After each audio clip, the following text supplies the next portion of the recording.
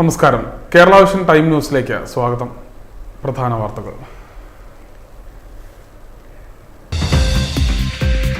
മഴയ്ക്കൊപ്പം ജില്ലയിൽ പനിയും പടരുന്നു. ജൂൺ മാസം 2 മുതൽ 9 വരെയുള്ള ഒരാഴ്ചക്കിടയിൽ 31 പേർക്കാണ് ഡെങ്കിപ്പനി സ്ഥിരീകരിച്ചത്. ഒരാഴ്ചക്കിടയിൽ പനി ബാധിച്ച് 2739 പേരാണ് സർക്കാർ ആശുപത്രികളിൽ മാത്രം ചികിത്സ തേടിയത്.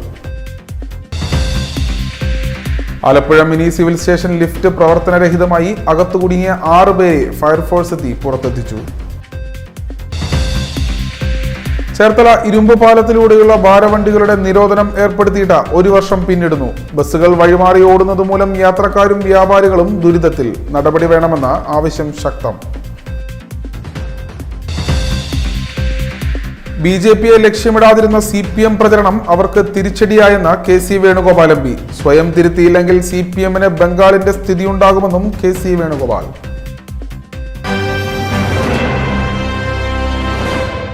വിശദമായ വാർത്തകളിലേക്ക്. ആലപ്പുഴ ജില്ലയിൽ മഴയ്ക്കൊപ്പം പനിയും പടരുന്നു. ജൂൺ 2-ാം തീയതി മുതൽ ജൂൺ 9-ാം തീയതി വരെയുള്ള ഒരാഴ്ച കാലയളവിൽ 31 പേർക്കാണ് ഡെങ്കിപ്പനി സ്ഥിരീകരിച്ചത്. ഒരാഴ്ച കാലയളവിനുള്ളിൽ ആലപ്പുഴയിലെ സർക്കാർ ആശുപത്രികളിൽ പനി റിപ്പോർട്ട് ചെയ്തത് 2739 പേർക്കാണ്. മഴയ്ക്കൊപ്പം ജില്ലയിൽ പനിയും പടരുകയാണ്. ഈ മാസം 2 മുതൽ 3 വരെയുള്ള ഒരാഴ്ചക്കിടയിൽ 31 പേർക്കാണ് ഡെങ്കിപ്പനി സ്ഥിരീകരിച്ചത്. 7 മാത്രം 13 പേർക്ക് ഡെങ്കിപ്പനി സ്ഥിരീകരിച്ചു. 7 പേർക്ക് H1N1 പനി സ്ഥിരീകരിച്ചിട്ടുണ്ട്. ഒരാഴ്ചക്കിടയിൽ പനി ബാധിച്ച് 2739 പേരാണ് സർക്കാർ ആശുപത്രികളിൽ മാത്രം ചികിത്സ തേടിയെത്തിയത്. സ്വകാര്യ ആശുപത്രികളിലെ കണക്കും കൂടിയാകുമ്പോൾ ഇത് ഇരട്ടിയിലേറെയാകും. കുറത്തിക്കാട്, ആല, ആലപ്പുഴ, മണ്ണഞ്ചേരി, ചേരാവള്ളി, കാവാലം, പാലമേൽ, ചുനക്കര, മാന്നാർ, കടമ്പൂർ, എടത്വ, പാണാവള്ളി, പെരുമ്പളം, എഴുപുന്ന, തഴക്കര, പുലിയൂർ, താമരക്കുളം, ചെറിയനാട്, വയലാർ, തുറവൂർ എന്നിവിടങ്ങളിലാണ് ഡെങ്കിപ്പനി സ്ഥിരീകരിച്ചത്. ഡെങ്കിപ്പനി പടരുന്ന സാഹചര്യത്തിൽ വീടിനും പരിസരത്തും വെള്ളം കെട്ടി നിൽക്കുന്ന സാഹചര്യങ്ങൾ ഒഴിവാക്കണമെന്നും ആരോഗ്യവകുപ്പ് മുന്നറിയിപ്പ് നൽകുന്നു. മറ്റൊരു വാർത്തയിലേക്ക്. ചേർത്തലയിലും പക്ഷിപ്പനി സ്ഥിരീകരിച്ചു. ചേർത്തല നഗരസഭയിൽ അടിയന്തര യോഗം ചേർന്നു.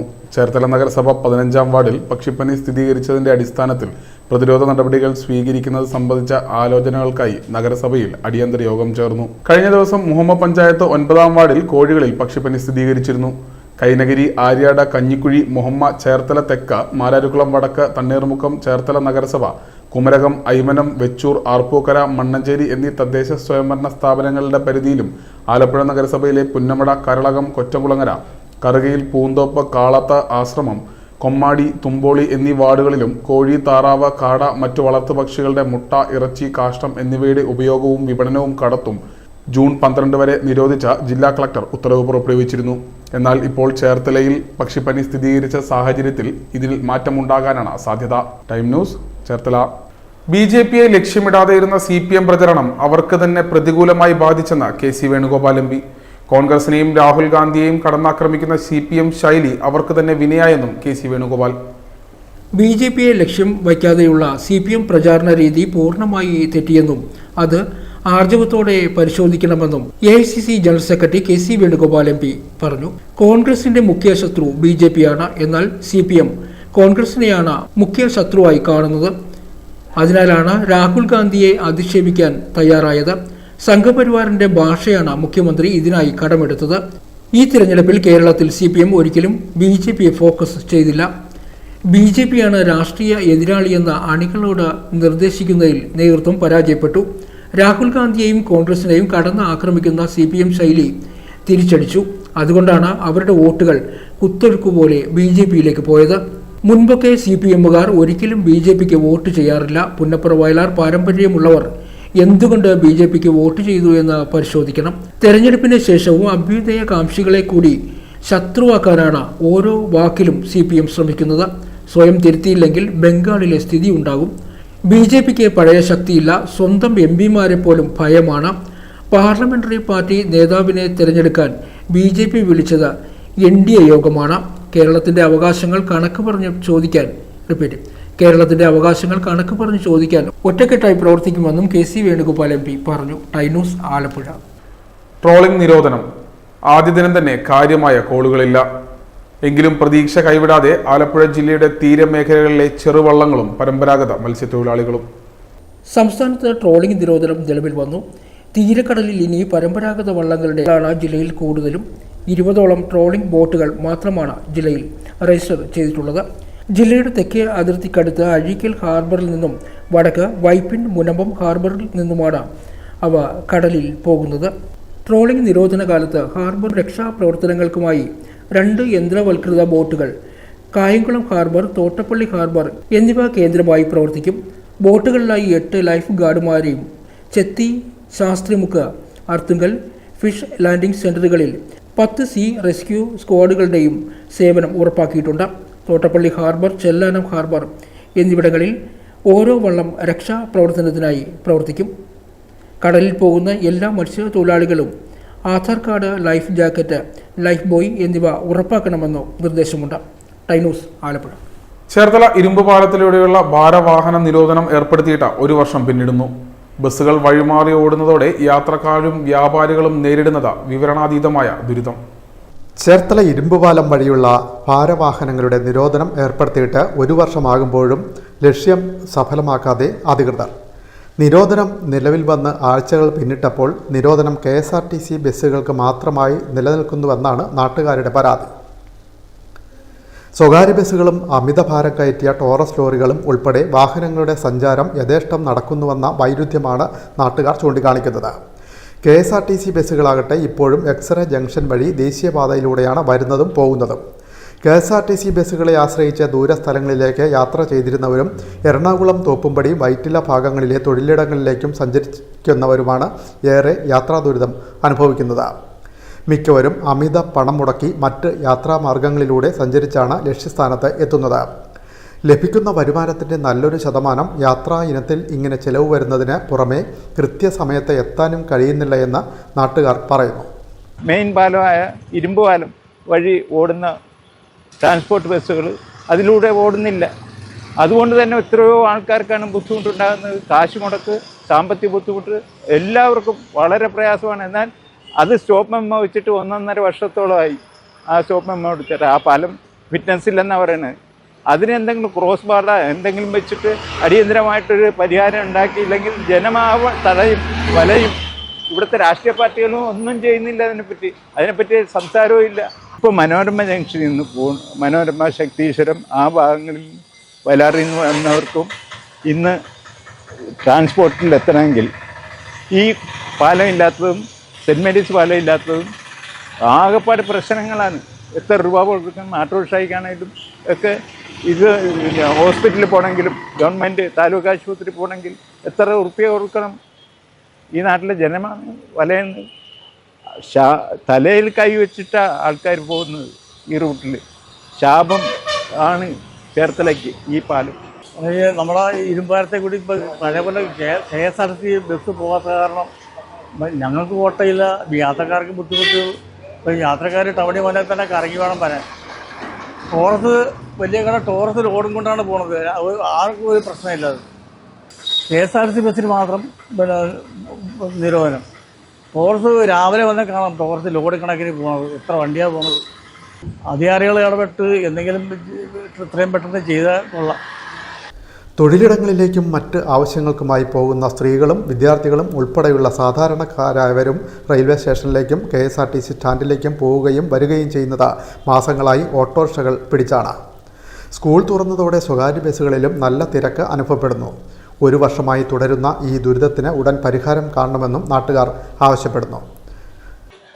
ഇരുമ്പുപാലത്തിൽ വലിയ വാഹനങ്ങൾ പോകില്ല എന്നും പറഞ്ഞതിൻ്റെ PWD റിപ്പോർട്ടിൻ്റെ അടിസ്ഥാനത്തിലാണ് കഴിഞ്ഞ 1.5 വർഷമായി ഇവിടെ ഈ വഴി വലിയ വാഹനങ്ങൾ കടന്നു വരാത്തത്. എങ്കിൽ തന്നെയാണെങ്കിലും ടോറസ് അടക്കമുള്ള വാഹനങ്ങൾ ഈ വഴി നിരന്തരം യാത്ര ചെയ്തുകൊണ്ടിരിക്കുകയാണ്. രണ്ടാമത്തെ കാര്യം, ഈ മേഖലയിലുള്ള Naipunya college, saint Joseph college, holy family school അടക്കമുള്ള വിദ്യാർത്ഥികൾ വളരെയധികം കഷ്ടപ്പെട്ടാണ് ബസ് സ്റ്റാൻഡിൽ നിന്നും അമിതമായ ഓട്ടോ കൂലി കൊടുത്തുകൊണ്ടാണ് ഇവിടെ എല്ലാം വന്ന് ഇറങ്ങുന്നത്. അതോടൊപ്പം തന്നെ ഈ മേഖലയിലുണ്ടായിരിക്കുന്ന പൊതുവെയുള്ള അന്തരീക്ഷം നോക്കിയാൽ ഈ മേഖലയിലുള്ള കടമുറികൾ മിക്കവരും ഒഴിയുന്നൊരു സ്ഥിതിയിലേക്ക് എത്തിയിരിക്കുകയാണ്.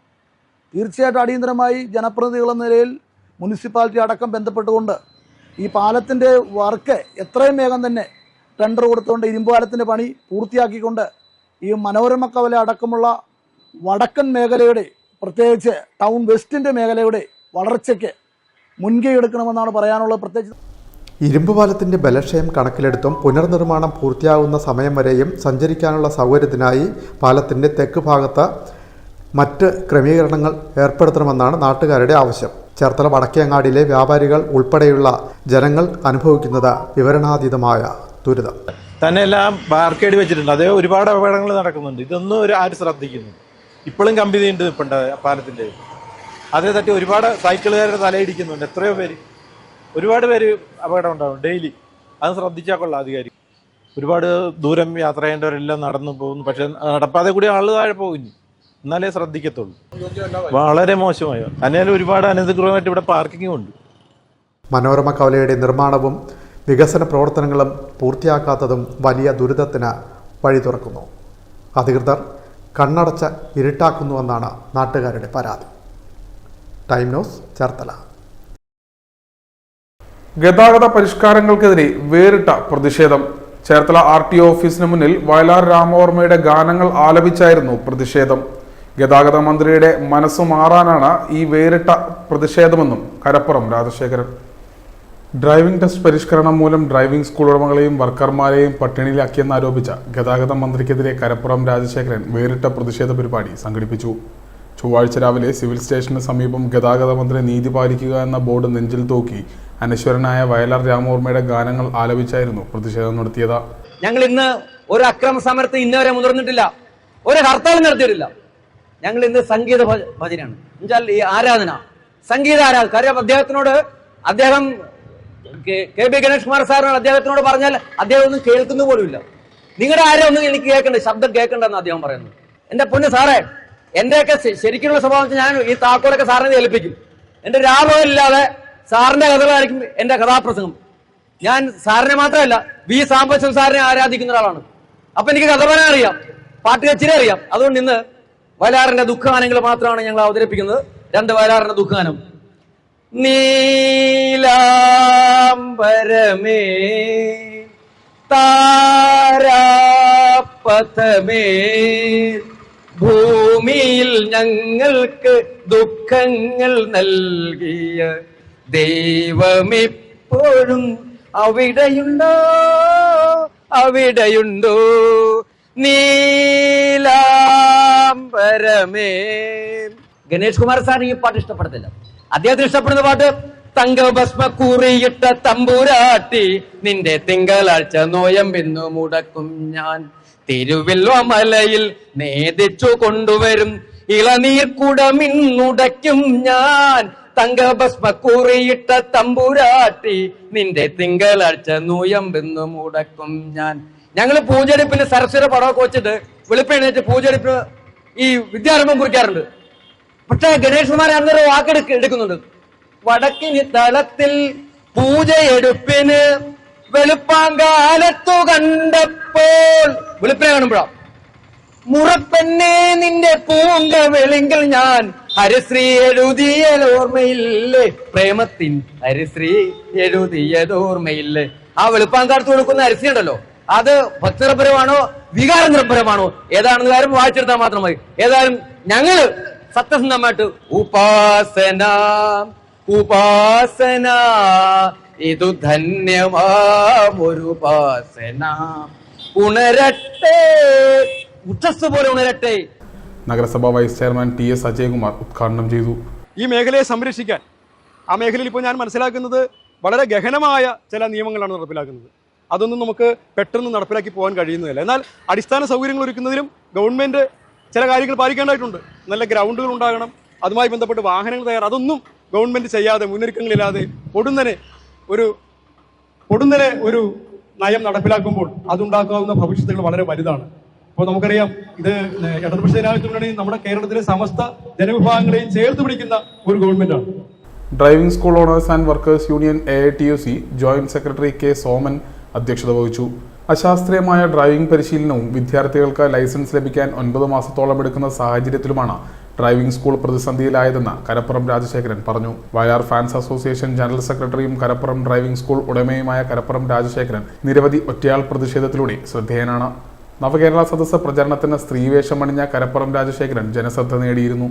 സെറ്റ് സാരിയും ആഭരണങ്ങളും അണിഞ്ഞ ചമയങ്ങളുമായി ചേർത്തല KSRTC സ്റ്റാൻഡിന് പരിസരത്തായിരുന്നു ഇദ്ദേഹത്തിന്റെ വേറിട്ട പ്രചാരണം ഒടുവിൽ നടത്തിയത്.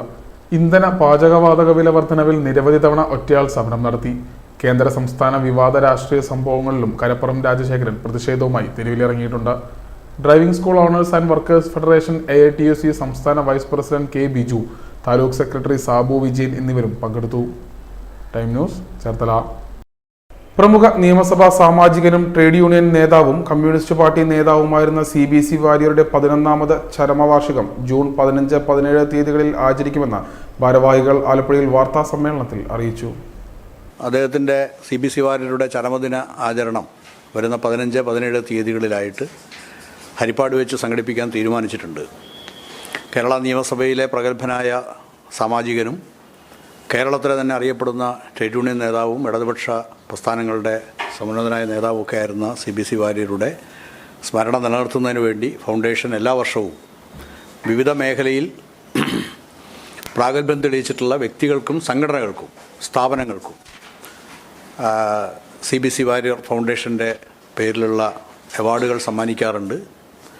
ഇത്തവണ തിരഞ്ഞെടുത്തിട്ടുള്ളത് കേരളത്തിലെ ഏറ്റവും മികച്ച സഹകരണ സ്ഥാപനമായ ഊരാളുങ്കൽ ലേബർ കോൺട്രാക്ട് കോപ്പറേറ്റീവ് സൊസൈറ്റിയാണ്.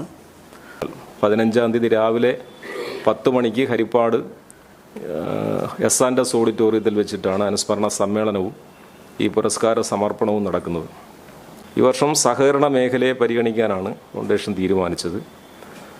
അതിലെ 1969 സഹകരണ നിയമം ഉൾപ്പെടെ രൂപീകരിക്കുന്നതിൽ പ്രധാനപ്പെട്ട പങ്ക് വഹിച്ച ഒരു വ്യക്തിയായിരുന്നു CBC വാര്യർ ഗവൺമെൻറ്റിൽ.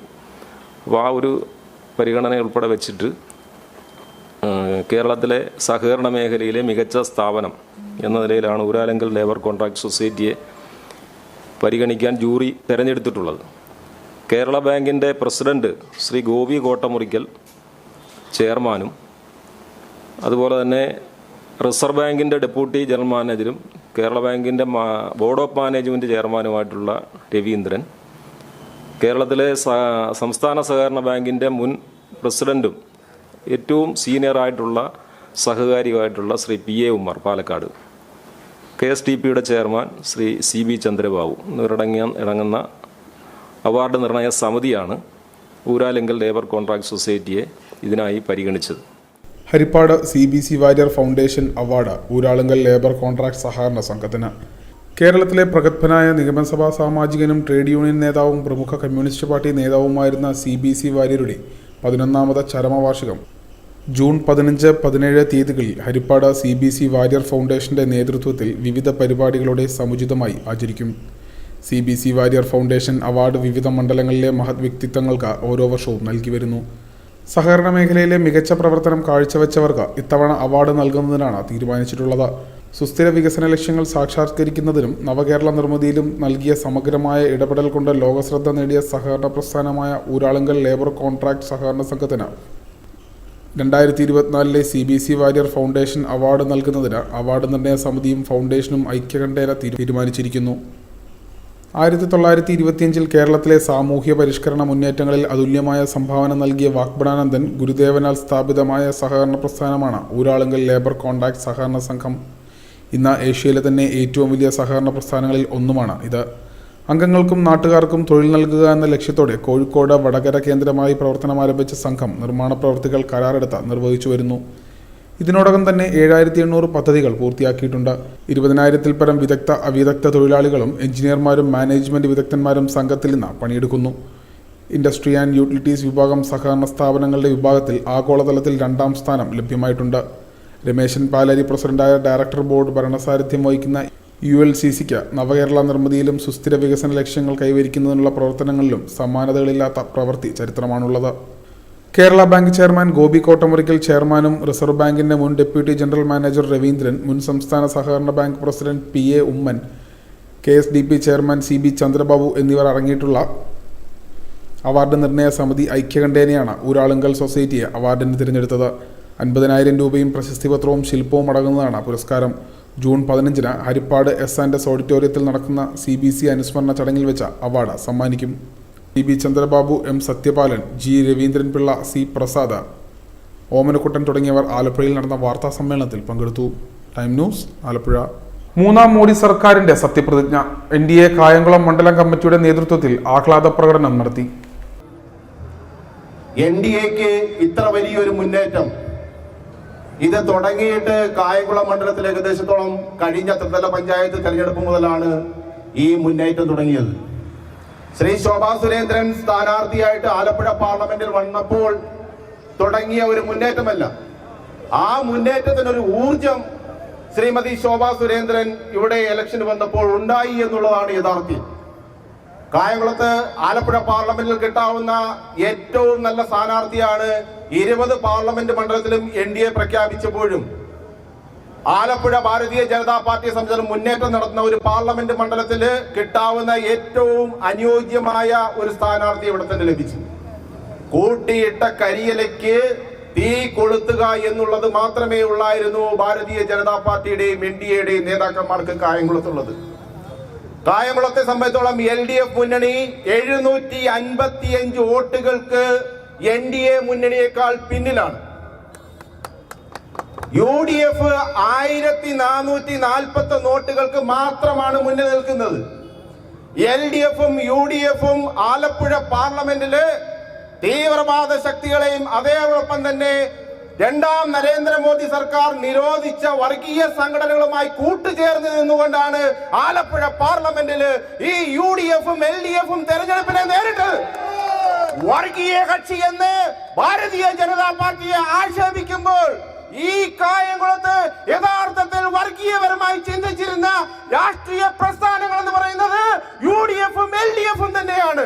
കായംകുളം മണ്ഡലത്തിൽ LDFിനെയും UDFിനെയും ജനങ്ങൾ തത്വത്തിൽ തിരസ്കരിച്ചതായും 750 വോട്ടിന് പിന്നിലേക്ക് LDFും കേവലം 1441 വോട്ട് UDFിലേക്കും കിട്ടിയത് കേന്ദ്രം നിരോധിച്ച വർഗീയ സംഘടനകളെ കൂട്ടുപിടിച്ചതുകൊണ്ട് മാത്രമാണെന്നും അല്ലെങ്കിൽ NDA ബഹുദൂരം മുന്നിലേക്ക് പോകുമായിരുന്നുവെന്നും അദ്ദേഹം പറഞ്ഞു. LDF ഭരിക്കുന്ന 3 പഞ്ചായത്തുകളിലും BJPയാണ് മുന്നേറ്റം നടത്തിയത്. തെരഞ്ഞെടുപ്പിൽ LDF നടത്തിയ എല്ലാ കള്ളപ്രചാരണങ്ങളെയും കായംകുളം മണ്ഡലത്തിലെ ജനങ്ങൾ തിരസ്കരിച്ചുവെന്നും UDFിന്റെ വർഗീയ കൂട്ടുകെട്ടിന് കായംകുളത്ത് നാളെ വലിയ വില കൊടുക്കേണ്ടി വരും എന്നും അദ്ദേഹം കൂട്ടിച്ചേർത്തു. കായംകുളത്തെ പ്രബുദ്ധരായ വോട്ടർമാർക്ക് BJP മണ്ഡലം കമ്മിറ്റിയുടെ നന്ദിയും രേഖപ്പെടുത്തി. പ്രണവം ശ്രീകുമാർ പാറയിൽ, Radhakrishnan Palamuttath, Vijayakumar Madathil, Biju, advocate Krishnakumar, Sadasivan, Kandallur Sudheer, advocate Nisha, Ramesh, KG Nair, Sivanandan, PS Baby, Ramesh Kochumuri തുടങ്ങിയവർ നേതൃത്വം നൽകി. മഹിളാ മോർച്ച, യുവമോർച്ച, കർഷക മോർച്ച, OBC മോർച്ച, ന്യൂനപക്ഷ മോർച്ച, SC മോർച്ച നേതാക്കൾ ചടങ്ങിൽ സംസാരിച്ചു. ടൈനൂസ് കായംകുളം. ആലപ്പുഴയിൽ NDAയുടെ വോട്ട് വർധനവ് താൽക്കാലികം മാത്രമാണെന്ന് KC വേണുഗോപാൽ MP. ഏതെങ്കിലും ബൂത്തുകളിൽ അത്തരത്തിൽ വർധനവ് ഉണ്ടായിട്ടുണ്ടെങ്കിൽ രൂക്ഷമായി പരിശോധിക്കുമെന്നും KC വേണുഗോപാൽ MP. ആലപ്പുഴയിൽ NDAയുടെ വോട്ട് വർധന താൽക്കാലിക പ്രതിഭാസം മാത്രമാണെന്ന് KC വേണുഗോപാൽ MP. കേരള സമൂഹത്തിന് ഒരു നന്മയുണ്ട്. ജനങ്ങളുടെ രാഷ്ട്രീയ ചിന്തകളെയും ആ നന്മ നയിക്കും. അതുകൊണ്ട് ഇത് ശാശ്വതമല്ല. എന്നാൽ ഇത് കോൺഗ്രസ് ലാഘവത്തോടെ കാണുന്നില്ല. UDFിന്റെ വോട്ടുകൾ കുറഞ്ഞത് പരിശോധിച്ച് തിരുത്തൽ നടപടികൾക്ക് തീരുമാനിച്ചിട്ടുണ്ട്. UDFിൻ്റേത് ഉജ്ജ്വല വിജയമാണ്. 18 സീറ്റ് നേടി, പല സീറ്റിലും വലിയ ഭൂരിപക്ഷവും. ആ വിജയത്തിലും ഏതെങ്കിലും ബൂത്തിലെ വോട്ട് കുറഞ്ഞതുപോലും സൂക്ഷ്മമായി പരിശോധിക്കുമെന്നും KC വേണുഗോപാൽ പറഞ്ഞു. ടൈനൂസ് ആലപ്പുഴ. ആലപ്പുഴ മിനി സിവിൽ സ്റ്റേഷനിൽ ലിഫ്റ്റ് പ്രവർത്തനരഹിതമായി അകത്ത് പെട്ടുപോയവരെ ഫയർഫോഴ്സ് എത്തി പുറത്തെത്തിച്ചു. ആലപ്പുഴയിൽ നിന്നും അഗ്നിരക്ഷാ സേനയെത്തി ലിഫ്റ്റിൽ കുടുങ്ങിയവരെ പുറത്തെത്തിച്ചു. ഹൈഡ്രോളിക് സ്പ്രെഡർ ഉപയോഗിച്ച് ലിഫ്റ്റിന്റെ ഡോർ അകത്ത് കുടുങ്ങിയവരെ പുറത്ത് എടുക്കുകയായിരുന്നു. രക്ഷാപ്രവർത്തനത്തിന് grade assistant station officer Anilkumar, fire ഓഫീസർമാരായ Sasi Abhilash, Vipin Raj, Manu D, Sanalkumar S, Kannan S എന്നിവർ നേതൃത്വം നൽകി. തുറവൂർ മഹാക്ഷേത്ര നവീകരണത്തിന് 2.5 കോടിയുടെ പദ്ധതി. ഇതോടെ വളരെ കാലമായുള്ള ജീർണാവസ്ഥയ്ക്ക് പരിഹാരമാകും. തുറവൂർ മഹാക്ഷേത്രത്തിലെ ജീർണാവസ്ഥ പരിഹരിക്കാൻ 2.5 കോടിയുടെ പദ്ധതി ദേവസ്വം ബോർഡ് പ്രസിഡന്റ് PS പ്രശാന്തിന്റെ നേതൃത്വത്തിൽ ദേവസ്വം ബോർഡ് ഓഫീസിൽ നടന്ന ചർച്ചയിലാണ് തീരുമാനമായത്.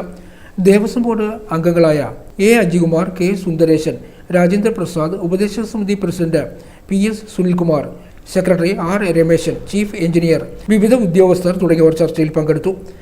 ബലിക്കപ്പുര ഊട്ടുപുര നവീകരണം, ക്ഷേത്രക്കുളത്തിന് കിഴക്ക് ഭാഗത്ത് റോഡിനായി പൊളിച്ച മതിൽ നിർമ്മിക്കൽ, നടപ്പന്തൽ അറ്റകുറ്റപ്പണി, നൃസിംഹമൂർത്തിയുടെ വിഗ്രഹം വാർത്തുകെട്ടൽ, ആനപ്പന്തൽ ഹോമപുര നിർമ്മാണം, സർപ്പത്തറ തന്ത്രിമഠം, മേൽശാന്തിമഠം പുനർനിർമ്മാണം തുടങ്ങിയ ജോലികളാണ് പദ്ധതിയിലുള്ളത്. ടൈനൂസ് തുറവൂർ.